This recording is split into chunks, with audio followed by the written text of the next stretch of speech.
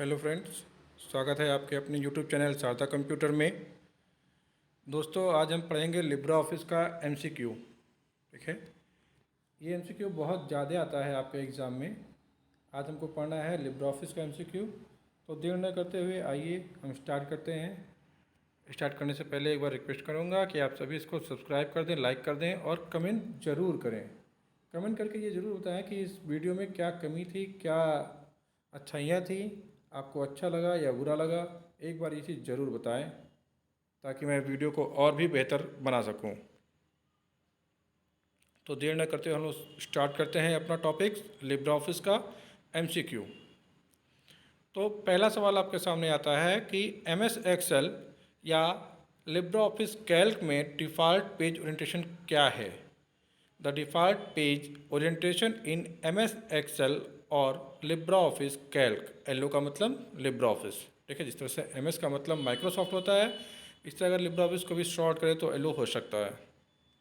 तो Libra office Calc का, ठीक है, या एमएस ऑफिस में पेज ओरिएंटेशन क्या होता है। तो इन दोनों का पेज ओरिएंटेशन होता है हमारा बाय डिफ़ॉल्ट पोर्ट्रेट। ठीक है, यानी कि ऑप्शन नंबर सी हमारा सही होगा। ठीक है, पेज ओरिएंटेशन क्या होता है। पेज ओरिएंटेशन यानी कि पेज का, ठीक है, साइज या तरीका जिस पे आप प्रिंट करते हो। अगर पेज को आप खड़े में प्रिंट करते हो, ठीक है, तो ये पोर्ट्रेट होगा। और पेज को आप, ठीक है, लिटा के करते हो तो लैंडस्केप होगा। जबकि पेज को हम लिटा के प्रिंट आउट नहीं कर सकते हैं, वो भी खड़े पे ही जाता है, पर प्रिंट आउट जो आता है वो छपा हुआ दूसरी तरह से आता है आपका, उसका डायरेक्शन बदल जाता है। ठीक है, पोर्ट्रेट में आपका चौड़ाई ज़्यादा कम होती है, लंबाई ज़्यादा, और लैंडस्केप में आपकी लंबाई ज़्यादा होती है और चौड़ाई कम। चलिए नेक्स्ट क्वेश्चन है, to create a new blank presentation. ठीक है, अगर आपको नया ब्लैंक प्रेजेंटेशन बनाना हो तो आप क्या करेंगे। तो सबसे पहला, click on the new button. सबसे पहले हम क्या क्लिक करेंगे, न्यू बटन पे क्लिक करेंगे। ये भी ऑप्शन सही है। ठीक है, नया बनाने के लिए use the file menu and new command. ये भी सही है कि हम फाइल मेनू पे क्लिक करेंगे और न्यू कमांड पे चले जाएंगे। यानी कि ए और बी दोनों सही हो रहा है। यानी हमारा ऑप्शन कौन सा सही हो जाएगा, तो ऑप्शन सही होगा हमारा सी वाला, बोथ ऑफ एबव। या इसी को आपको दूसरे तरीके से दे सकता है कि बोथ ए एंड बी। तीसरा क्वेश्चन हमारा, in which menu change command, sorry, in which menu change case command appeared. Change case command किस मीनू में दिखाई देता है। तो चेंज केस करना यानी कि फॉर्मेट करना। हम अपने डॉक्यूमेंट को फॉर्मेट कर रहे हैं, उसको लुक बदल रहे हैं, उसको थोड़ा डेकोरेट कर रहे हैं, और ये सारी चीज़ें होती हैं फॉर्मेट की।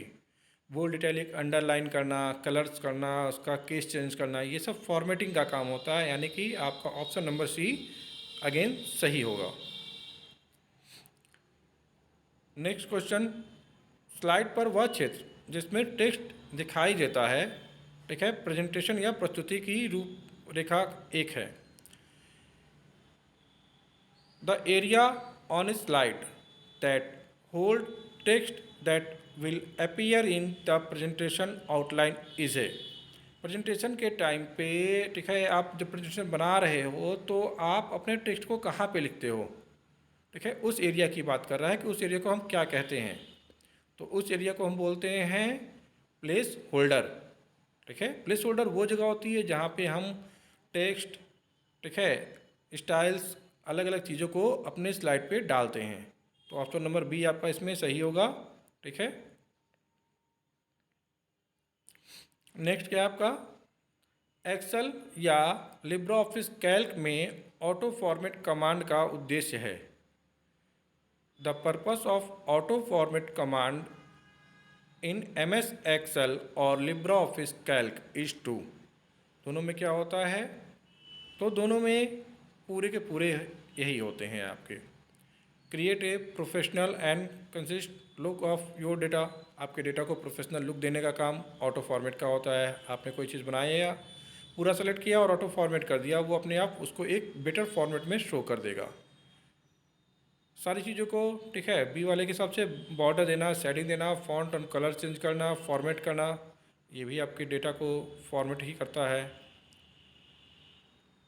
Easily apply A consist format through a workbook, ठीक है। इजीली उसको फॉर्मेट कर देना ताकि वो देखने में लुक वाइज बहुत ही अच्छा लगे। तो ऊपर से नीचे तक देखा जाए तो सारे ऑप्शन सही हैं, तो इसका क्या होगा, ऑल ऑफ द एबव, ठीक है।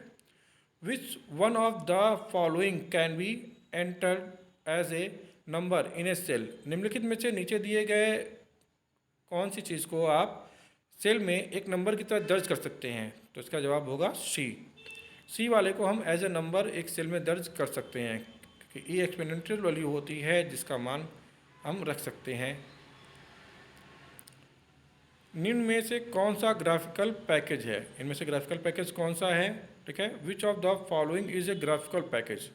देखा जाए तो MS वर्ड और राइटर ये आपके वर्ड प्रोसेसिंग के सॉफ्टवेयर हैं, यानी इनमें हम लिखने का काम करते हैं। इसमें हम लेटर, टेक्स्ट, ठीक है, एप्लीकेशन, बायोडाटा, रिज्यूमे लिखते हैं। MS एक्सेल और लिब्रा ऑफिस कैल्क ये बिलिंग के, अकाउंटिंग के सॉफ्टवेयर्स हैं।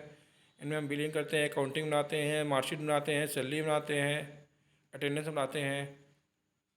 अगला है आपका कोरल ड्रॉ। तो कोरल ड्रॉ एक ऐसा, ठीक है, पैकेज सॉफ्टवेयर है जिसमें आप ग्राफिक डिजाइनिंग करते हैं।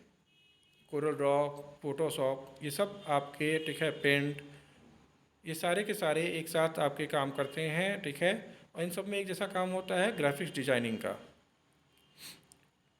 MS वर्ड या लिब्रा ऑफिस राइटर में लाइन स्पेसिंग या किसी भी चीज़ को बदलने में से पहले क्या कदम उठाते हैं, मतलब इसमें पूछा जा रहा है कि अगर आप कोई चीज़ चेंज करना चाहते हैं, ठीक है, तो उससे सबसे पहला काम आप क्या करेंगे।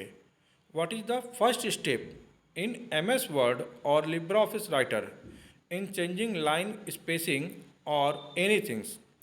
कोई भी चीज़ चेंज करने से पहले हम फर्स्ट स्टेप क्या उठाते हैं, तो सिंपल सा सबसे फर्स्ट स्टेप ये होगा कि आपको उस चीज़ को सेलेक्ट करना होगा, क्योंकि बिना सेलेक्ट किए तो आप बदल नहीं सकते। आपके पास कई चीज़ें हैं, उन चीज़ों में से आपको बताना होगा वर्ड को या राइटर को, सिंपल सा अपने कंप्यूटर को, कि किस चीज़ को हमको चेंज करना है।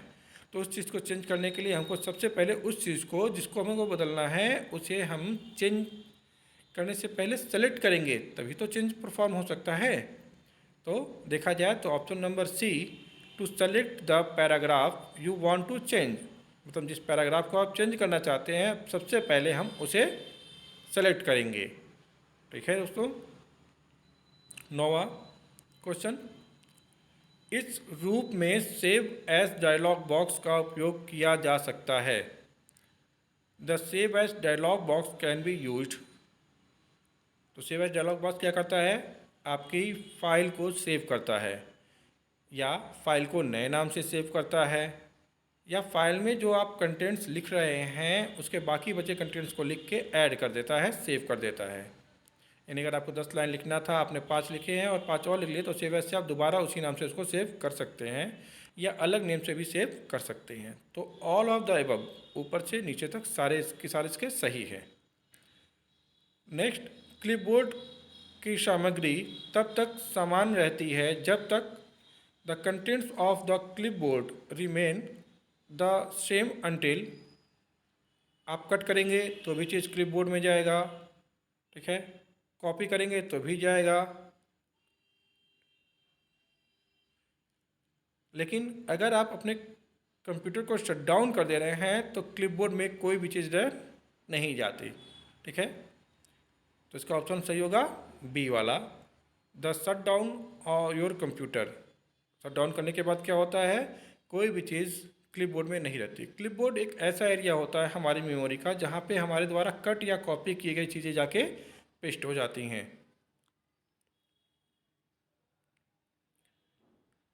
आप बॉर्डर्स का इस्तेमाल वर्ड में करेंगे जहाँ you will probably use border in Word where. Word border का यूज़ कहाँ पे करेंगे, बॉर्डर्स क्या होते हैं, हम कोई भी डॉक्यूमेंट बनाते हैं उसके चारों ओर, ठीक है, एक लाइन खींच देते हैं ताकि बॉर्डर दिखे। तो बॉर्डर का यूज़ आप ऊपर से नीचे तक हर एक ऑप्शन में कर सकते हैं। तो इसका ऑप्शन क्या होगा, ऑल ऑफ द एबव, ये हम हर जगह इसका यूज़ कर सकते हैं। The formatting tool bar options are applied. Formatting tool bar विकल्प लागू होता है। पहला, टू पैराग्राफ सेलेक्शन ओनली, केवल पैराग्राफ सेलेक्ट करने के लिए। टू कैरेक्टर सिलेक्शन ओनली, ठीक है। जबकि दो के दोनों में आप फॉर्मेटिंग टूल बार का यूज कर सकते हैं। आप एक पैराग्राफ को भी फॉर्मेट कर सकते हैं और एक कैरेक्टर को भी, एक वर्ड को भी, एक लाइन को भी, मतलब both character as well as paragraph selection, दोनों के दोनों को हम यूज कर सकते हैं, यानी ऑप्शन नंबर सी हमारा सही होगा। ए पेज ब्रेक का उपयोग किस काम को करने के लिए किया जाता है? A page break is use to do what? Page break का प्रयोग हम किस काम के लिए करते हैं?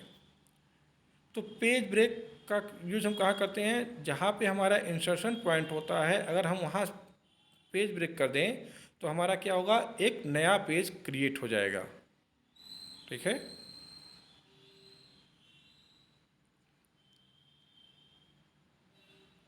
तो इसका ऑप्शन कौन सा सही होगा? तो इसका ऑप्शन सही होगा पहला वाला, create a new page at the insertion point. आप इंसर्शन पॉइंट जहाँ भी होगा वहाँ से ही एक नया पेज क्रिएट कर देगा पेज ब्रेक, ठीक है। दूसरा वाला देखा जाए अभी तो क्या लिखा है, create a new page at the bottom of the document. कह रहा है कि आपका जो भी डॉक्यूमेंट है उसके बॉटम में एक नया पेज क्रिएट कर देगा। अगर मेरा बॉटम पेज, ठीक है, मेरे डॉक्यूमेंट में 4 पेज है और मैं पहले पे हूँ और वहाँ पे पेज ब्रेक करूँ तो मेरा दूसरा नंबर का पेज आएगा, ना कि 5वें पे, यानी कि ये आपका गलत हो गया, ठीक है। Create a new page that content be deleted, नया पेज क्रिएट करेगा लेकिन कंटेंट डिलीट नहीं करेगा। Create a blank page at the top of the document, ये भी काम नहीं करेगा, यानी ले दे के आपका एक ही ऑप्शन बचता है, create a new page at the insertion point. आपका जहाँ पे कर्सर ब्लिंक कर रहा है वहीं से आपका एक नया पेज ऐड कर देगा।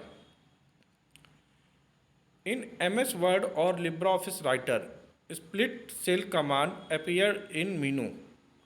लिब्रा ऑफिस और MS वर्ड में स्प्लिट सेल कमांड मीनू किस में दिखाई देता है? तो सिंपल सी बात है दोस्तों, यहाँ पे बात कर रहा है सेल की, और सेल आता है हमारा टेबल में, क्योंकि रो और कॉलम के इंटरसेक्शन को हम बोलते हैं सेल। जहाँ पे एक रो को एक कॉलम काटता है वहाँ पे एक बॉक्स बनता है, उस बॉक्स को क्या बोलते हैं हम लोग? सेल। तो सेल की बात हो रही है, यानी कि टेबल की बात हो रही है, ठीक है। तो यहाँ पे आप ऑटोमेटिक आपका ऑप्शन ए सही हो जाएगा, टेबल। स्टेटस बार पर विभिन्न प्रकार की कीज़ को दिखाया जाता है। Status bar show different types of keys, मतलब स्टेटस बार क्या क्या दिखाता है आपको? तो all of the above, status bar आपको सब कुछ दिखाता है। नम लॉक की, स्क्रॉल लॉक की, कैप्स लॉक की, सारी की सारी चीज़ें स्टेटस बार पे अलग अलग सॉफ्टवेयर पे अलग अलग दिखाई जाती हैं। थैंक यू दोस्तों, इतनी देर तक वीडियो को देखने के लिए। आशा करता हूँ आपको सारी चीज़ें समझ में आई होंगी। जिससे भी जो चीज़ समझ में नहीं आई हो वो कमेंट में डाल सकता है या फिर मुझसे पर्सनली भी पूछ सकता है मेरे नंबर पे। तो प्लीज़ वीडियो को लाइक करिए, शेयर करिए और कमेंट तो ज़रूर दीजिएगा कि वीडियो आपको अच्छा लगा या बुरा लगा।